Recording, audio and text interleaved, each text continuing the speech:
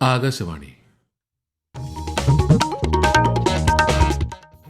നമസ്കാരം. പ്രാദേശിക വാർത്തകൾ വായിക്കുന്നത് സുധിൻ സൈനുദ്ദീൻ.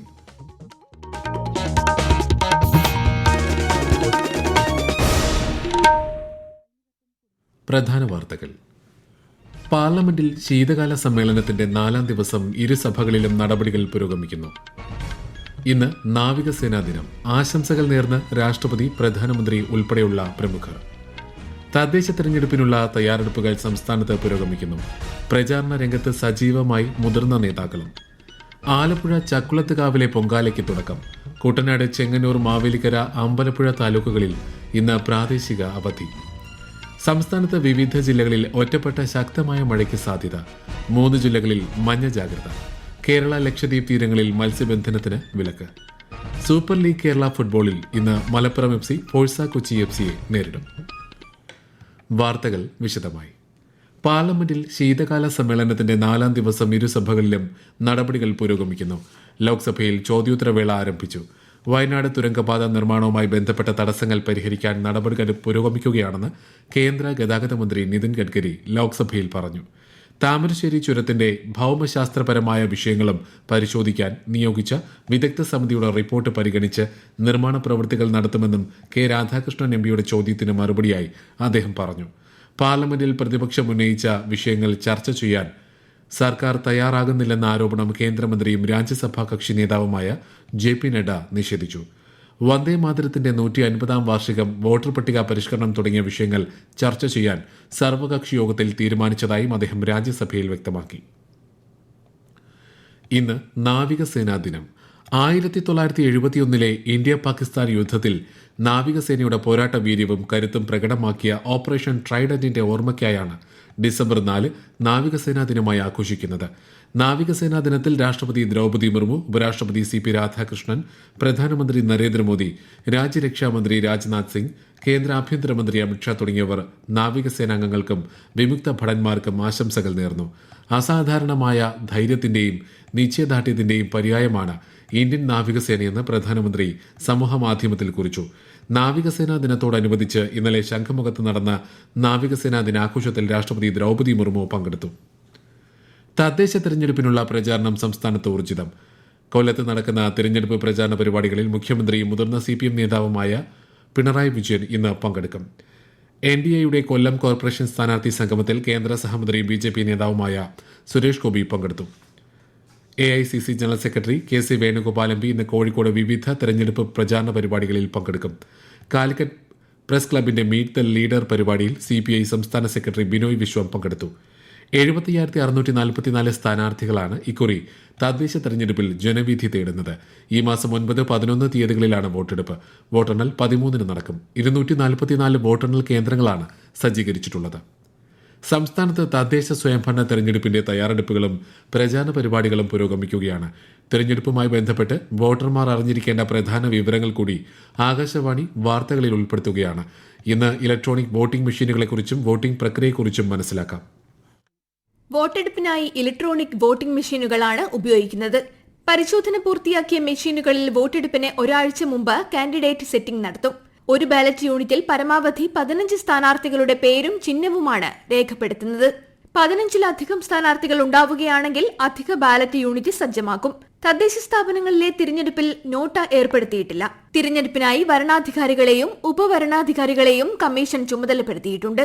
ജില്ലാ പഞ്ചായത്തിന്റെ വരണാധികാരി ജില്ലാ കളക്ടറാണ്.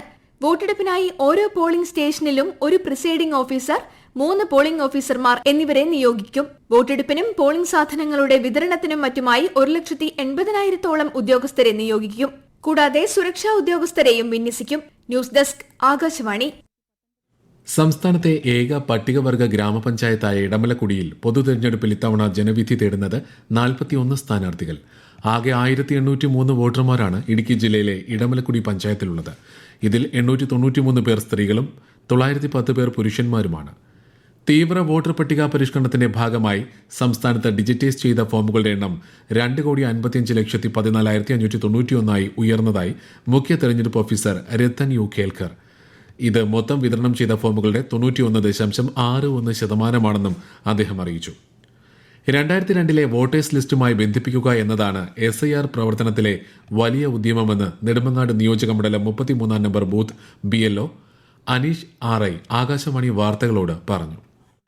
SIR പ്രവർത്തനത്തിൽ ഞാൻ കണ്ട ഏറ്റവും വലിയൊരു കാര്യം നമ്മൾ 2002 വോട്ടേഴ്സ് ലിസ്റ്റുമായിട്ട് ബന്ധിപ്പിക്കുക എന്നുള്ളൊരു വലിയൊരു കാര്യം അതിനകത്തുണ്ടായിരുന്നു. എന്റെ 2025 വോട്ട് എവിടെ എന്നുള്ളതും കണ്ടുപിടിക്കുന്നതിനും അവർക്ക് മാറിക്കിടക്കുന്ന വോട്ട് കണ്ടുപിടിക്കാനും ബന്ധപ്പെട്ട BLOയുടെ ഫോൺ നമ്പറിലേക്ക് ബന്ധപ്പെടാനും തങ്ങളുടെ വോട്ടുകൾ ഉറപ്പിക്കാനും ഈ SIRൽ പങ്കുചേരാനും കഴിഞ്ഞിട്ടുണ്ട്. ഈ വാർത്തകൾ ആകാശവാണിയിൽ നിന്നും. ആകാശവാണി വാർത്തകളും വാർത്താ അധിഷ്ഠിത പരിപാടികളും All India Radio News Thiruvananthapuram YouTube ചാനലിലും @All India Radio News Thiruvananthapuram Facebook പേജിലും AIR ന്യൂസ് തിരുവനന്തപുരം ഇൻസ്റ്റഗ്രാം അക്കൌണ്ടിലും @AIR ന്യൂസ് TVM X ഹാൻഡിലും ലഭ്യമാണ്. ശബരിമല സ്വർണ്ണപ്പാളി കേസിൽ തിരുവിതാംകൂർ ദേവസ്വം ബോർഡ് മുൻ പ്രസിഡന്റ് A. പത്മകുമാറിന്റെ റിമാൻഡ് കാലാവധി നീട്ടി 14 ദിവസത്തേക്കാണ് വീണ്ടും റിമാൻഡ് ചെയ്തത്. കൊല്ലം വിജിലൻസ് കോടതിയുടേതാണ് നടപടി. പത്മകുമാറിന്റെ ജാമ്യാപേക്ഷ 8-ാം തീയതി കോടതി പരിഗണിക്കും. തൃക്കാർത്തികയോടനുബന്ധിച്ച് ഇന്ന് ശബരിമല സന്നിധാനത്ത് കാർത്തിക ദീപം തെളിക്കും. വൈകിട്ട് ദീപാരാധനയ്ക്ക് മുൻപ് തന്ത്രി തിടപ്പള്ളിയിൽ കാർത്തിക ദീപം തെളിയിച്ച ശേഷം കൽവിളക്കുകളിലേക്ക് ദീപം പകരും.